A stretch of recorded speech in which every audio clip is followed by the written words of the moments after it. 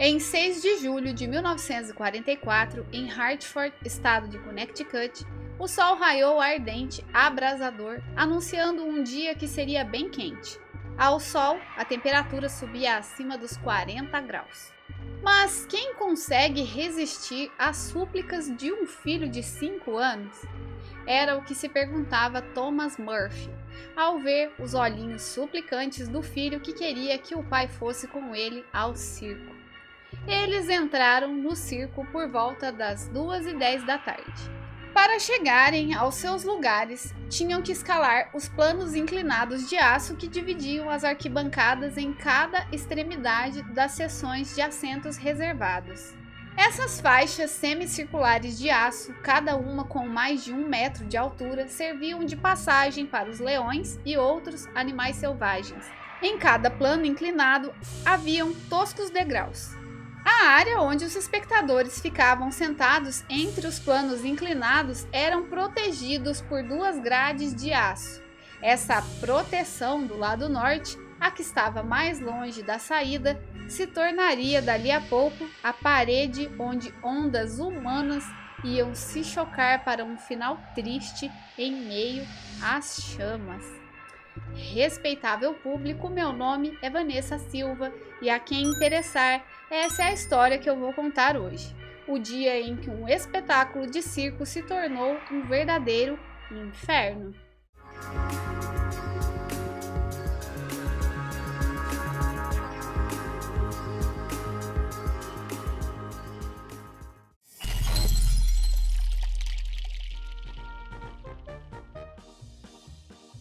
Havia na multidão jovens moças, idosos, muitas crianças, poucos homens de meia idade, de mais de 40 anos quase nenhum homem, pois os jovens pais e irmãos mais velhos estavam combatendo na Normandia e em Saipan. Por onde quer que se olhasse, muitas crianças com os seus avós e suas mães compravam refrescos, leques, amendoim.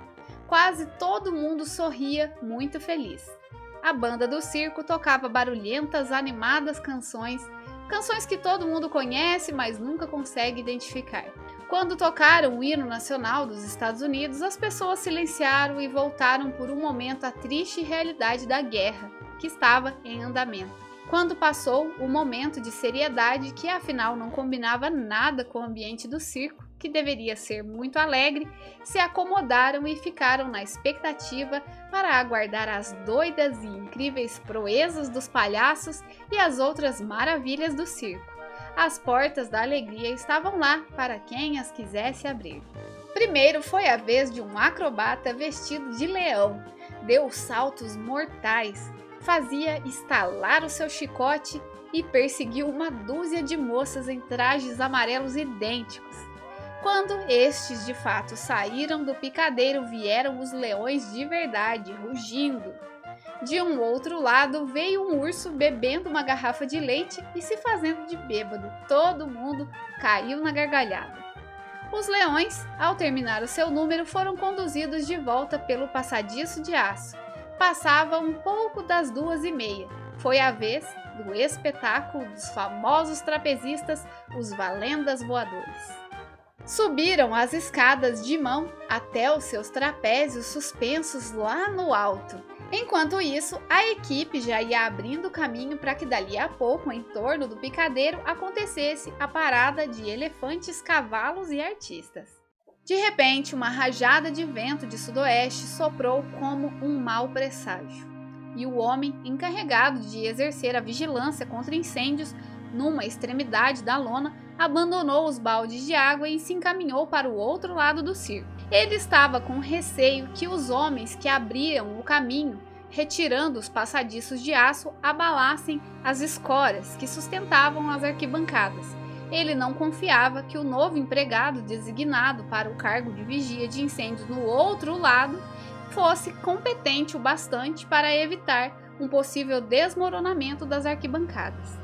O sol esquentava sem piedade a lona, que, conforme o costume, era impregnada de parafina para torná-la impermeável. Os proprietários do circo haviam também adquirido produtos para torná-la incombustível. Mas as unidades militares, tendo a prioridade, tinham recolhido todos os produtos químicos necessários. E assim, as peças de uma tragédia anunciada e previsível montavam-se convenientemente para o desfecho. O calor, a lona parafinada e inflamável, o posto sem vigia, a brisa cada vez mais forte. Os homens trabalhavam apressadamente para retirar os planos de aço inclinados. Mais 1 minuto e a passagem estaria livre de ponta a ponta. O filho de Thomas Murphy estava sentado nos joelhos do pai. Estava sentindo calor e o pai perguntou se ele queria ficar em pé. E no mesmo instante tornou a olhar para o relógio que marcava 2h40. No mesmo momento, uma mulher atrás deles gritou: "Fogo!" Era uma minúscula chama que tremeluzia a pouca distância, à esquerda da entrada principal. Um homem com a voz estridente gritava: "Calma, calma!" O pessoal, alarmado, voltou a se sentar em seus lugares. À frente deles, uma mulher comentou: "Eles apagam isso num instante." O marido dela concordou com um aceno de cabeça. Mas todos os olhos estavam cravados na pequena chama que lutava para sobreviver. Era pequena e parecia inofensiva. As paredes laterais da barraca, que não estavam parafinadas, não queimavam com facilidade. A chama vacilava e até esse momento uma pessoa conseguiria apagá-la com a própria mão. Foi então que uma rajada de vento repentino aumentou a chama e ela conseguiu alcançar a lona parafinada. E aí, com a rapidez de um relâmpago, se transformou num fogo desenfreado. Se propagou pela grande lona, cavalgava, assobiava, rugia e espalhava fagulhas incandescentes de lona e corda sobre a multidão, que estava assustada demais para se mover. A mente humana tem a dificuldade de aceitar rapidamente algo nunca visto ou nunca experimentado antes. Enquanto o muro de fogo avançava ao redor deles, o povo se encaminhava para as saídas. Andavam sem pressa e ainda não havia pânico. Nem sequer as crianças corriam. O filho de Thomas, agarrado ao pai com força, com os braços e pernas feito um macaquinho, não dizia nada. Quando as pessoas atingiram o passadiço de aço, foi que o pandemônio teve início. As pessoas corriam em desordem, já nem se lembravam mais de compostura ou dignidade. Os mais jovens se irritavam e se desesperavam com a lentidão dos mais velhos. Até mesmo Thomas se sentia impaciente com uma mulher muito lenta na sua frente e resolveu, com a lateral do corpo, dar uma forcinha não solicitada de um empurrão para que ela conseguisse finalmente subir. Isso a ajudou a ganhar impulso e continuar. Agora a morte gritava de perto o nome de cada um que se encontrava debaixo daquela lona, e todos sabiam disso. A pressão dos corpos forçou o joelho esquerdo de Thomas nos arcos de aço. Ele imediatamente arrancou com violência. Ele, nesse momento, pouco se importava de perder uma perna, seria o menor dos seus problemas. Ele só se daria conta de um imenso corte na perna horas mais tarde. Os fragmentos flamejantes caíam do teto. De repente, alguém berrou: "A escora do meio vai cair, vamos sair daqui, vamos sufocar." Quando se espera o fim iminente, a perspectiva falha.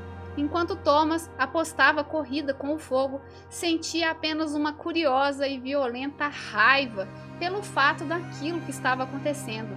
Que modo estúpido de morrer, pensava, num circo que eu nem queria vir.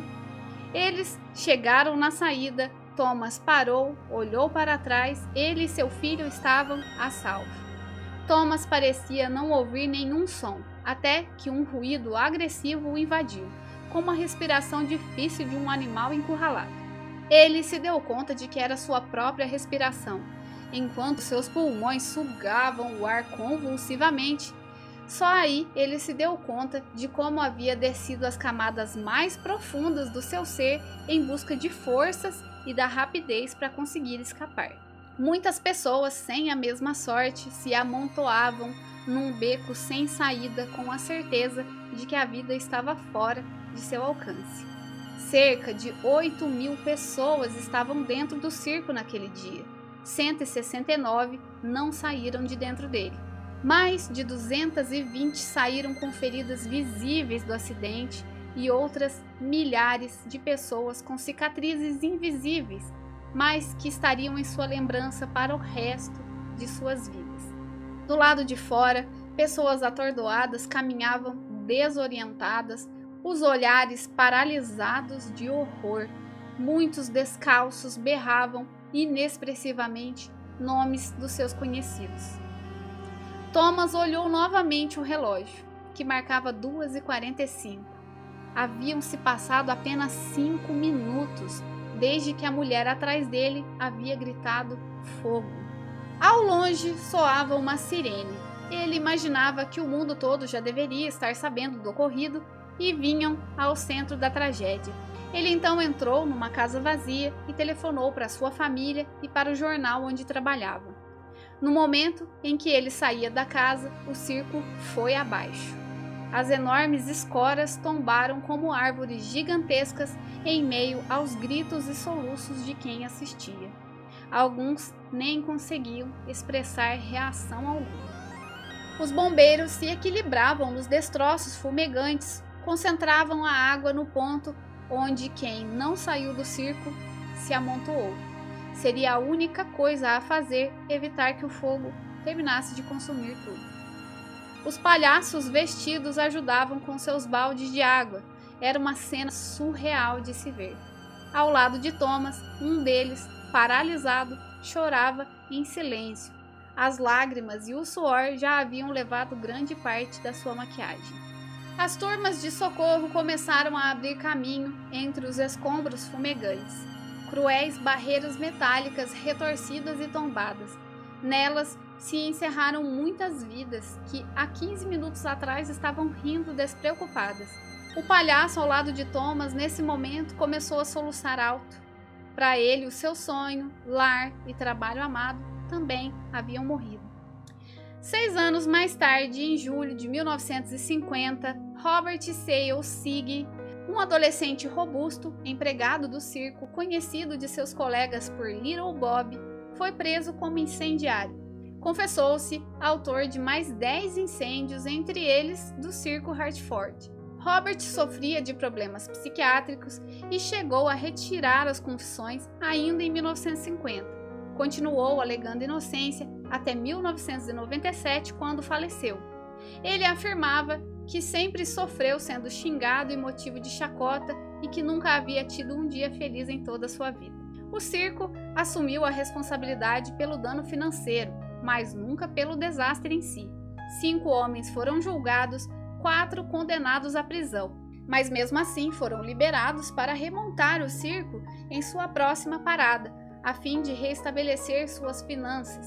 Pouco depois foram completamente perdoados e no final das contas ninguém pagou pelo que aconteceu, a não ser a sociedade, que às vezes paga penas severas pela irresponsabilidade humana.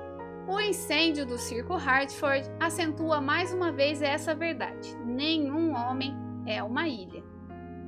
O circo pagou cerca de 5 milhões de dólares às vítimas e familiares. Desde o incêndio, os lucros foram reservados para pagar as indenizações. O show tem que continuar, é o que dizem. E assim foi até abril de 2017, quando o circo Hartford fez a sua última apresentação. Curiosamente, em 17 de dezembro de 1961, uma tragédia que pareceu uma repetição desse ocorrido aconteceu aqui no Brasil, em Niterói, com o Gran Circus norte-americano. Por isso acho que revisitar o passado é sempre importante e, mais importante ainda, procurar aprender e não repetir os mesmos erros. E foi exatamente o que não fizeram em Niterói. E aqui chegamos ao fim de mais uma trágica história e eu não tenho mais palavras. Essa história faz parte das mais de 50 reunidas no livro Catástrofes, Desastres e Aventuras que Comoveram o Mundo. É um livro de 1965 e cada história é de um autor diferente. Essas histórias foram escolhidas das seleções da revista Reader's Digest. Não se esqueça de conferir se já está inscrito no canal e se deixou o like, que isso é muito importante para nós.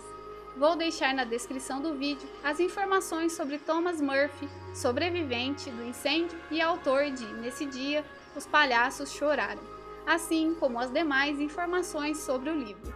Eu fico por aqui, uma ótima semana para vocês e até a próxima história.